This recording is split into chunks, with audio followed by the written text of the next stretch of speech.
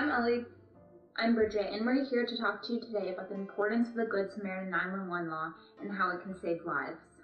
So this law is enacted in different ways in 38 states, and hopefully we'll come to the other ones too soon. It's basically a law that's supposed to protect overdoses and save those lives. Mm-hmm. So if you have drugs on you, or if your friend does, or if your friend is overdosing, you will not get in trouble for calling 911, and neither will they. So this reduces that stigma of being a snitch or being whatever, and just allows you to save a life. So Bridget and I know a lot about this because my brother died 9 months ago. And my brother died 10 months ago.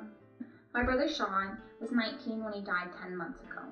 He was unresponsive because he had been drinking, and he drank too much because his friends had bet him how much he could drink. For $29, he lost his life. He was unresponsive on the edge of a cliff, and his friends didn't want to get in trouble, and when they could not wake him up and they wanted to leave, they left him there. So the next day, when he didn't come home, we called the police, and they ended up finding his body in the water. My brother was Sean's best friend, and he died a month later at the same place. After Sean died, he got more into drugs and alcohol because of what had happened and how he was affected by it.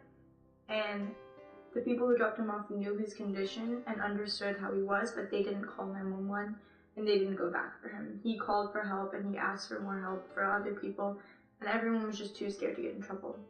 And so after we both lost our brothers' lives, we met each other, and the detectives had told us about the Good Samaritan 911 law, and if the boys and girls who had left both of our brothers, if they had called 911, they would have been protected, and they would have not gone in trouble, and our brothers would not have gone in trouble. And if they had known about this law, they would have been willing to call, and our brothers would still be here today.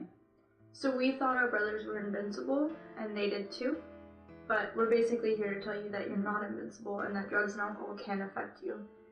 But this goes beyond the message of don't do drugs and don't drink. This is about making a decision that could deprive someone for the next 60 years of their life. So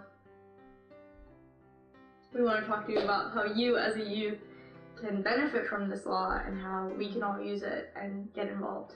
Because we can't get our brothers back, but we hope that you are then willing to call for your friend, because you can't expect someone to call for you if you're not willing to call for them.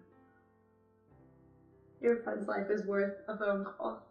Thank you so much, Ben, for the opportunity to do this and be here and talk to you guys. Thank you.